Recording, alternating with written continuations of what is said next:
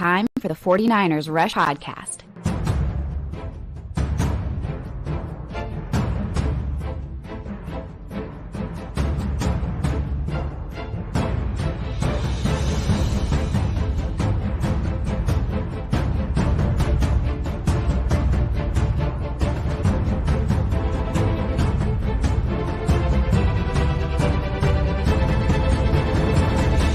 And here's your host, John Chapman. What is going on, 49ers fan? Welcome to another edition of the 49ers Rush Podcast. And before you walk away today, we are going to be going through so much training camp notes from several different beat writers and people that were there on the scene. We're going to understand the rotation of the offense and defense at some of those key training camp battles that we've been waiting for. We're going to detail you the rotations on all of them and where they are currently. So when you walk away from this video, you're going to have a much clearer picture of what the 49ers team and starting lineups going to be looking like for the near future. So let's jump right into it. Now, I want to give a shout out to lots of different, people that are there. Brad Graham, Matt Mayoko, Matt Barrows, David Lombardi, Rohan. I'm pulling from as many sources as possible to aggregate so you guys don't have to, and so that you can get one source kind of compilation style of what's going on at camp as they're about to start their second practice here. We're recording this 10 a.m., just before 10 a.m. Pacific Standard Time. Now, Trey Lance, we got to talk Trey Lance, right? It's Trey's team. That's what it's about. Had a very good, strong first day. My emails get made up of a few things. Number one, they get the whole "why can't Trey throw a spiral?" question, which always cracks me up. I've never really, I don't know. I get it. It's important, but at the same time, it's not that big of a deal, especially whenever you look at his finger injury last year and, he's detailed all that. But tight spiral alert, it's come across very well. Sean, he says, what is #CC? It's called the Countdown Crew. If you throw a #CC up in the first few minutes of one of our live shows, that enters you into giveaways. Just in the past month, we have given away tickets to training camp. We have given away an autographed Brandon Aiyuk jersey. We've given away 2 shirts, one of which I'm wearing now, that says I was drafted by the 49ers and all I got was this red shirt. You can get that in the merchandise section of our YouTube page. Like if you just scroll down on this video, you don't have to click off this video. It's got our t-shirts down there that you guys can support the show and look good while doing so. All of them very premium quality t-shirts. We don't do basic anything here. So that's the Countdown Crew. 1, supports the show. We love the interaction. And 2, we do monthly giveaways. Really, we should say weekly giveaways. It's just kind of what we do. And yeah, look at Jeff. He says, man, I need that signed Debo jersey. Is today the day? We are giving away this signed Debo jersey. And all you have to do is predict when Debo is going to sign his new deal. If you get the correct date, then this jersey is yours for free. Now, obviously, more than one person is going to get it correct. So there's 2 ways that you can enter. It's free. 1, go on Twitter at JL_Chapman. It's my pinned tweet. Just retweet it with the day that you think he'll sign. You can put on today. Is today the day? Also, Patreon members. They get 2 chances to guess, 1 on Patreon, 1 on Twitter. So throw that up in the chat. I'm curious to see how many of you guys think Debo signs. Let's see here. Today is Thursday. Will Debo sign before this week, before Monday? So before the new week starts. So yes or no? Will Debo sign by Sunday? Or do you think, no, it's going to take up until next week? My prediction the entire time has been August 2nd. So we'll see. Kyle Shanahan and Debo have been in close contact the whole time. They're still talking. Debo's conditioning on the side. It's coming. It's coming. Coach Cruz, my date came and went. Yeah, a lot of people were hoping it's going to be earlier. Earlier, the better. So do you think Debo signs before Monday?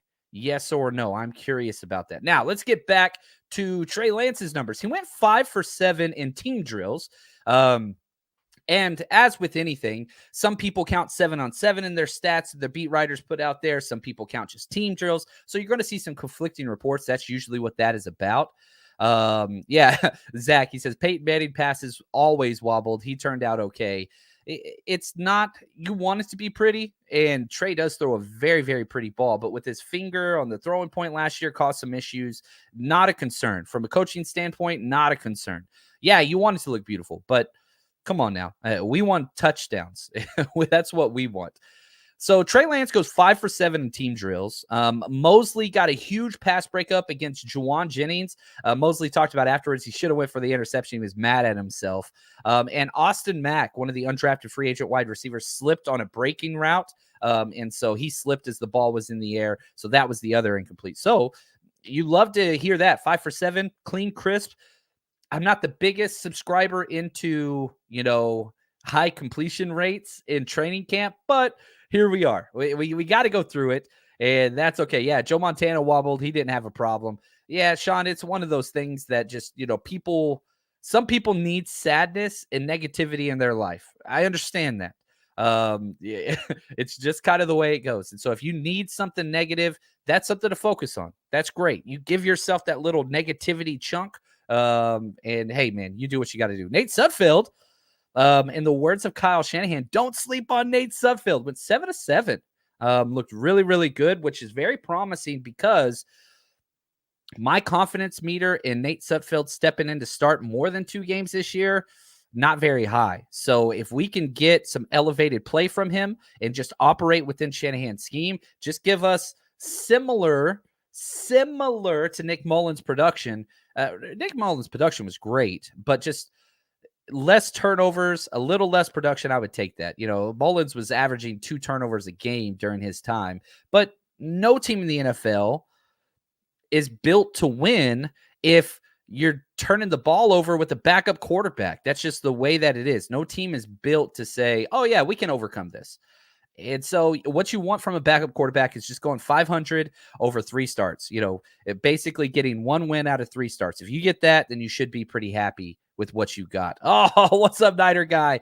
2 a.m. in Okinawa. What's up, Faithful? I love it. Love the Steve Young jersey as well in your picture, man. Appreciate it. I love it. Now, let's go to first team offensive line. This is a big one. And, I think this was probably one of the most telling things from day one in practice, and it's going to change. Kyle Shanahan basically said we're going to have a musical chairs situation there. And the first team offensive line, Trent Williams got a day off. He'll be there. He was excused. McKivitz was at left tackle, Banks left guard, Brendel at center, Spencer Burford. This is the big takeaway here, was at right guard. That was incredible. And Jalen Moore / Mike McGlinchey were at right tackle. So when they first went out there in just first offensive line drills, Mike McGlinchey was there. When they went team, McGlinchey stepped out. Jalen Moore came in at right tackle. So not a lot to take away here because, again, McKivitz can play right guard. Jalen Moore can play right guard. So if Trent Williams comes back or Mike McGlinchey comes back, does that shift them ahead of Burford? I don't know, but promising that he was getting snaps all day with the first team reps. Now, I do not expect that to be consistent. That, like I said, musical chairs, baby. That offensive line, it's going to be in flux. And if you look at the second team offensive line, I think it tells us a story too. You got Jalen Moore, who went to left tackle. Nick Zakill, the rookie, left guard. Brunskill, backup center. I think that was a bigger, hey, let's be respectful of what Brendel has done through OTAs and minicamp. Let's allow him to basically compete for that job. But Brunskill, he's starting somewhere. Brunskill's not going to be a second teamer, but he missed with some knee issues all of OTAs and minicamp, so that's why he's with the second team. Jason Poe, backup right guard. We were curious where he was going to fit in because he wasn't with the first or second team anything through minicamp and OTAs. Right guard, there's a competition there of about 6 guys. And Justin School, backup right tackle, which was interesting with Moore. It just was interesting that Moore got first team right tackle, then backup left tackle. School got backup right tackle. So there's lots of competition for the right guard, for the center, and the right tackle. Third team, throw this up there real quick. Sam Schluter, Sutherland was getting left guard snaps. He was the backup center in OTA minicamps. They moved him to left guard, and Donovan West. undrafted free agent, third-team center. That's what we wanted to see. Can he work his way up?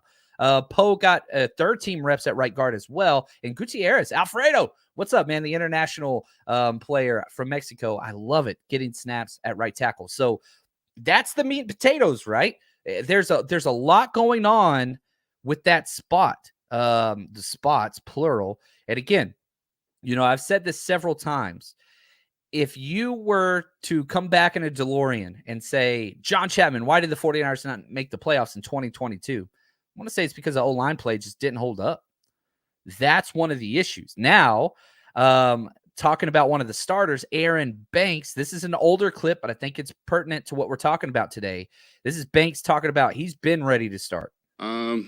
At that point, you got to look at the bigger picture, right? You got guys who have been playing for 10, 12 games at that point. You got 3 Pro Bowlers on the offensive line, and those guys are rolling. So, take it with a grain of salt, but those guys were, throughout the season, if they're the best guys play. So I think that's kind of what the case was.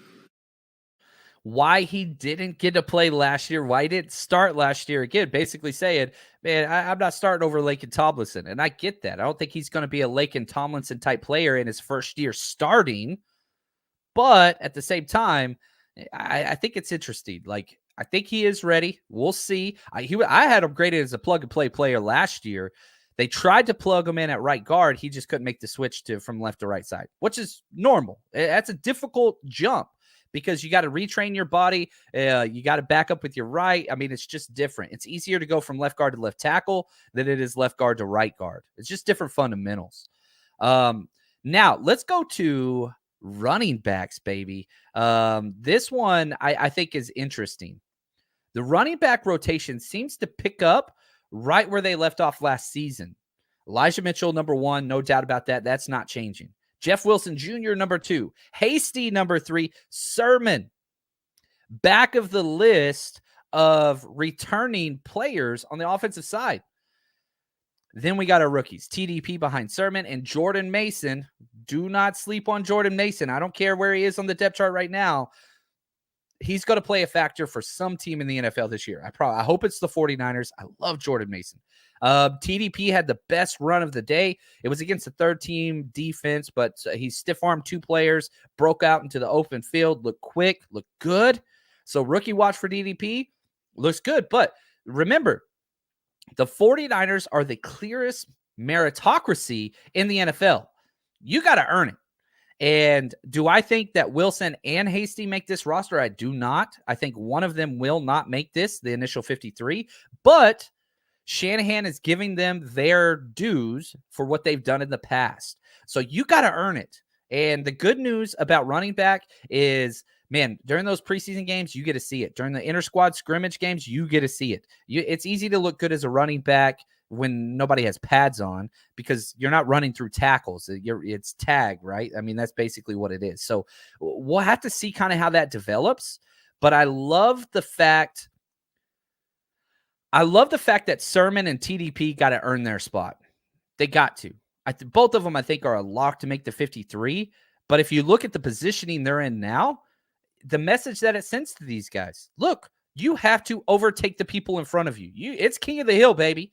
You want it, you got to throw them off. I'm not giving it to you because we traded up for you in the 3rd round. I'm not giving it to you, TDP, because we took you in the 3rd round this year with our 2nd pick. No. Earn it. What's the gift from what's it called? Saving Private Ryan. Earn this, right? Shout out to I'm sorry, Tom Hanks. I love you. R.I.P. Just in the movie, he's still alive. But what's up, man? Mosquito, thank you so much for the gift, man. He says, getting back to the running back by committee, right, John? There is no doubt in my mind. If Kyle Shanahan throw personnel out the window, okay? If Kyle Shanahan could have anything that he wanted, he would have a freaking running back that he uses on 1st and 2nd downs. He would have a 1A and a 1B there. That's their job. 1st and 2nd downs. He would have a straight 3rd down pass catcher. One of the previous guys, the 1A or 1B, he would prefer to use in short yardage situations. So he is a Elijah Mitchell. He's our starting running back.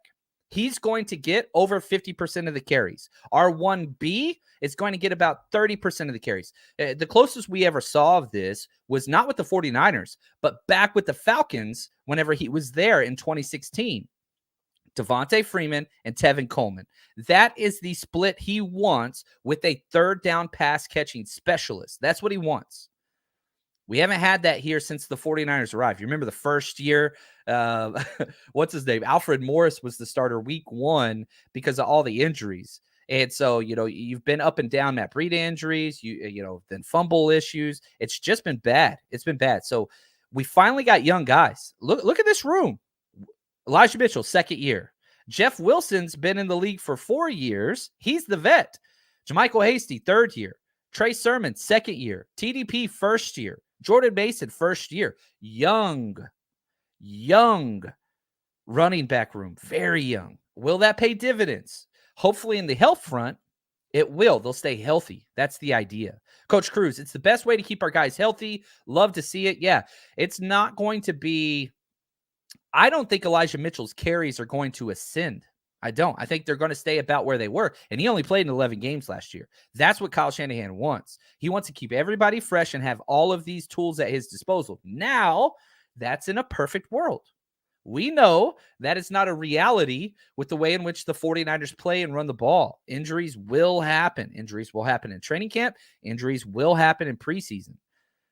But hopefully you're not losing 4 running backs before week 1 like you did last year. That's what you do not want. And thankfully, cross our fingers, we're there right now. Jerome, go back to Jerome's comment real quick, Clayton. Running backs is the feed me crew just stacked with power. It's a lot of power there. Not as much speed as what we're used to, but a lot more power, a lot more size. Want to give a shout out to Clayton, the show's producer. He is working the board today. Hell of a job as always. Niner guy. John, how long do you think it takes for the national media to change their feelings on Trey? It's already happening. It is already happening. You got Louis Riddick of ESPN. You got all these guys starting to change. And I don't know if you caught this video or not, but we're starting something different called Rush Originals, where we go through and add tape and edits and all that kind of stuff. And so we threw that up on the channel. It's our pinned video on our YouTube page. So if you just go to type in John Chapman or 49ers Rush on YouTube, you'll see the pinned video. It's basically 49ers Trey Lance. It's a really good thing. And it's all about this idea of they're wrong. The national media is wrong. So if you haven't caught that yet, go do so. We released it last night, and it's doing very, very well on YouTube, which is awesome. But we're trying some new things here. Also, something that we're trying new. If you like the 49ers Rush podcast, guess what? We're giving you an opportunity to get even more. We are going to start providing weekly bonus episodes for our Patreon subscribers. And, I'm waiting until the first week of August to announce the big transition. We got some big moves coming. But join me tonight, 49ers Rush Cutback as well, at 5:20 p.m. Pacific Standard Time. We're doing a bonus show for Patreon only. So it's going to be a bonus live show for only our Patreon members. So if you want to jump in on that, again, best way to support the show, you get all this extra content, patreon.com/49ers Rush Podcast, or just Google 49ers and Patreon if you want to join that. 5:15 p.m. tonight. We've got a special. It's going to be a new kind of twist. I'm pretty excited about it. So come join us over there. That's the only place you're going to be able to get access to it. Now, you're not losing content here. We're still going to be putting out so much dang content. It's incredible. But if you want more live content, more Q&A, where it's going to be a little bit smaller of an audience and a lot more one-on-one attention, that's where that's going to be. What's up, Kali? I love it, man. Appreciate your support over there. Now let's jump to the defensive side of the ball, and let's talk about this, the linebackers. This is something we've been talking about, and what I love the Azeez versus Dre Greenlaw debate. It's a beautiful one. Both are beautiful humans. If you didn't listen to our our countdown roster series, which we're on 12, go back and just listen to Dre Greenlaw and Azeez. Amazing. Azeez literally saved his entire family whenever he was a kid from a burning fire, a house burning down. Dre Greenlaw living in cars and group homes and all these terrible things, and being what he has become as a foster kid to turning into an amazing human. Like, these people are incredible. Go watch. If you haven't watched any of the roster countdown, do me a favor, watch those two. It's going to make you like the season. It's going to make you feel like a better person. It's going to make you want to help others. It's going to make you love the 49ers even more than you already do. Please go check those out. Oh, what's up, Kim? Greetings from Denmark. I love it, man. We had the episode a week ago where I went through Kim's journey on what it's like being an NFL fan in Europe. And man, that was a lot of fun. Kim's a great dude. He's going to be coming out in Chicago with us, which is going to be a lot of fun, partying with the 49ers Rush road trip. So if you're going to be in Chicago for week 1, we got you covered. Tailgate, we got you covered with the night before party. It's going to be awesome. Now, linebackers. Aziz, first off, I just want to say props to him overcoming not 1, but 2 offseason surgeries and being ready day 1 of camp. I did not think was going to happen. So that is incredible in and of itself. Now, the rotation seemed to be what we thought it was going to be here. I know a lot of other people were saying we were wrong there, but oh, thank you, Coach Cruz. I love it. The roster countdown has been the greatest content during the offseason. I love it, man. Love it.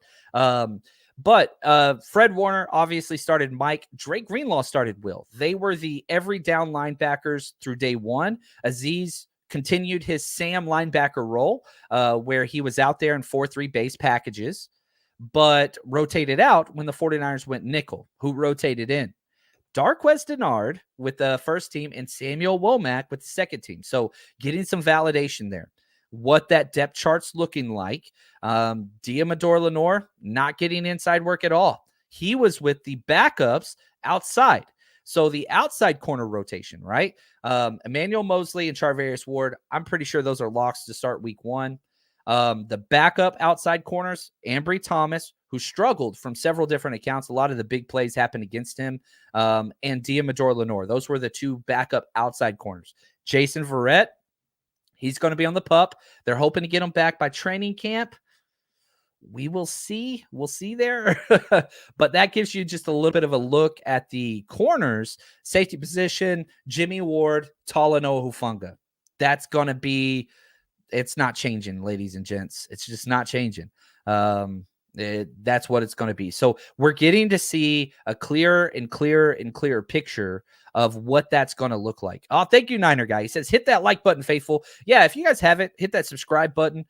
Hit that like button. That helps us with our metrics, the algorithm, all those crazy things that I don't know much about. But easy ways to support the show without costing you a penny. Literally just click that subscribe button. It helps us out tremendously. So thank you if you've already done that. And if you haven't yet, help us out. Let's go back real quick. And I wanted to not necessarily end on this, but I thought that this would be really, really good to talk about. And that's Brandon Aiyuk. And I don't want to focus on Brandon Aiyuk's talking yesterday at the presser. I thought it was great. I thought he had a great segment. But I thought the key things were from Kyle Shanahan. So we're going to listen to 2 clips.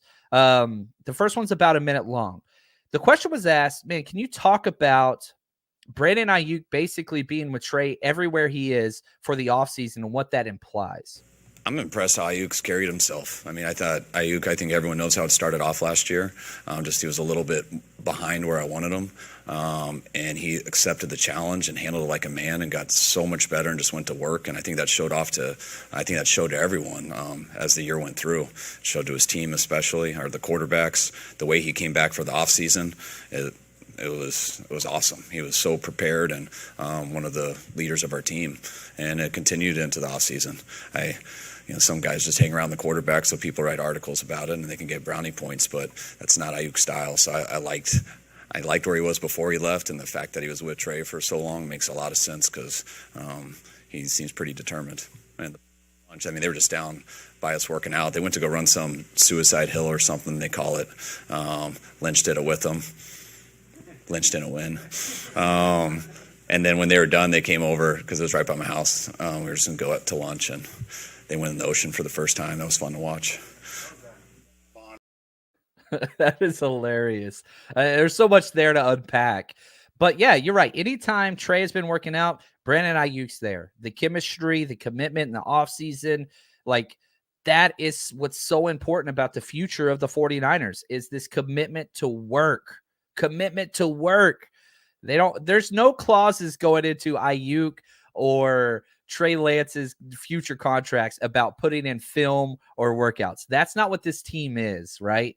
Which I don't know if you guys caught it yesterday. I kept a track of my, what's it called? My film, because for Patreon and whatever else. And so I kept just an open tally of how much time I spent watching film yesterday. The Kyler Murray whole 4 hours of film a week. Yeah, here's what I hit. I hit 112, an hour and 12 minutes yesterday, doing the Trey videos and all that kind of stuff, doing a project on Jordan Willis, all this kind of stuff. I spent an hour and 12 minutes. I'm a terrible content creator that like, why is this guy getting paid all this money? And it just, some people just don't have the work ethic. It's hilarious. Not with Trey and not with Aiyuk, but that does not mean Aiyuk hasn't had a wake-up call. Now, this clip, the reason why I played the previous one is because I think it's set up very, very well. The issues, the quote-unquote doghouse that Aiyuk went through and where he is now, I think that's a big deal for me. So here is Kyle talking about the evolution of Brandon Aiyuk and what he went through, and probably the most detailed account we've had so far. I think this is incredible. Important. It's people... You got to go through experiences to learn stuff. I mean, people can tell you everything they want, but you don't really know until you go through it. And I think that was the cool thing hearing from Brandon, because his rookie season was COVID year. And so he didn't have anything in the offseason. He just showed up here, and that we didn't even know until about 2 weeks before we showed up whether we were having a season or not. So he was a little behind. And then training camp was kind of a joke for the whole league. And so the season was kind of weird. And then we had so many people get hurt, and he had to play a ton. But that's all he knew with the NFL. So his experience is, man, I just kind of showed up and I started all year, and people say I'm going to be one of the best guys next year, and he does have that ability. But he thought that was NFL, and the next off season, COVID still, we didn't have the right rules, and he didn't know he had to do anything until camp, so he just came a little behind. He's like, oh man, this camp's tougher than last year. It's like, yeah, last year wasn't camp. And then you get into the season, and it's, man, this is different. And I think Brandon, instead of blaming other people and making excuses, he worked, didn't say a lot, just kept going to work. And he's a smart dude, and he is perceptive. And he learned, wow, this is right. This is totally different. Man, I'm going to be ready for year 3, because year 2 was really my rookie year. And that's why he's so much far ahead right now. And sometimes guys got to get cut to learn that. And that's what you hope guys don't have to do. But guys got to learn it somewhere. You got to figure things out. And, it's people sometimes can get lucky. And I think the whole Brandon Aiyuk situation is interesting. Whenever I was a teacher, I taught junior seniors almost predominantly. And I would tell them all the time, do you know what the number one relating factor, whether this is causation or correlation, doesn't matter. I think it was the Brookings Institute that put this out. And I would tell them, I was like, do you know what the number one factor in determining college GPA is? And they're like, IQ, all this, they say whatever. No. High school GPA. Why? Because what you do is who you are, and that will continue. And so, yes, there are stories of, because you'd always get the same conversation with certain seniors, like, oh, this doesn't matter. I'll turn it on, or I'll start working hard once I get to college or whatever else. And, stories like that. And you'd get players like that, like, oh, it doesn't matter. Once I make it to, college and get my scholarship, then I'll take the weight room seriously. I'm like, no, that's not how this works. It's not how it works. Now, there are exceptions to the rule, but BA has gone from, he showed up and it worked.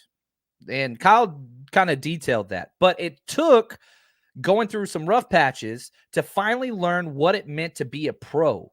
And thankfully, he hit that after week 5 of last year. Now, it's funny because people consider last year a down year for Brandon Aiyuk. Not if you look at the numbers, right? You just look at receiving yardage.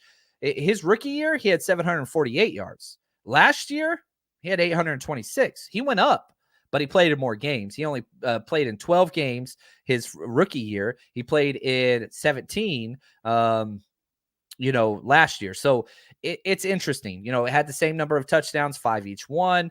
His catch rate went up. His yards per target went up from 7.8 to 9.8, which is huge. And we're not even to his potential yet. We're not there. Trey Lance to Brandon Aiyuk. Brandon Ayuk's best game, if we go back to, or best part of his game, if you go back to what he was able to accomplish at Arizona State's the deep ball. Well, guess what? Jimmy cannot throw the deep ball or chose not to throw the deep ball. Doesn't matter. Not trying to turn this into a Jimmy conversation. It's different when you have Trey Lance, who has a freaking rocket arm, one of the strongest arms in the NFL. So Mosquito, he says, who do you think ends up with more receiving yards, BA or Debo? I think Debo will, but I think it's going to be closer than most. I mean, if you just look at last year, right?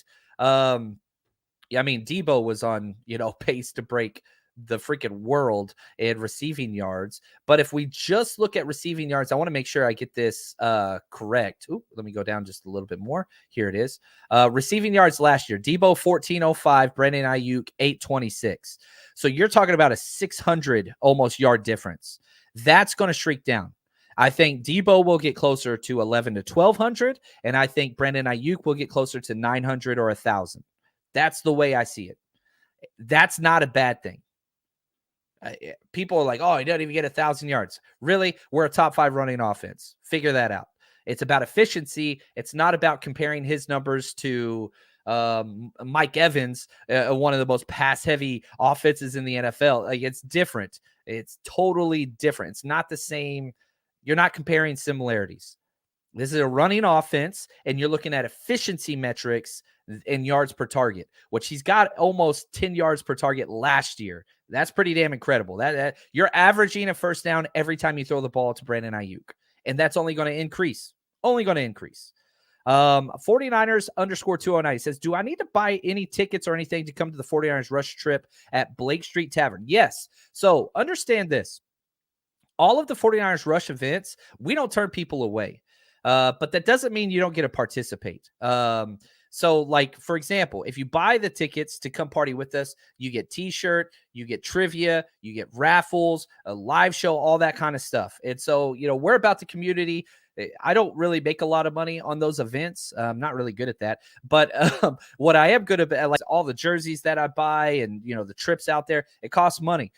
So that kind of helps offset some of those costs. But what I am good at is throwing a pretty damn good party. And for people that do come out, they stay out and they always come back. We have a very, very high repeat client, whatever. Now, the Blake Street Tavern thing in Denver, yeah, that one we put up a pretty damn big penny to get Frank Gore coming out. Players are not cheap, and Frank is worth every penny and then some.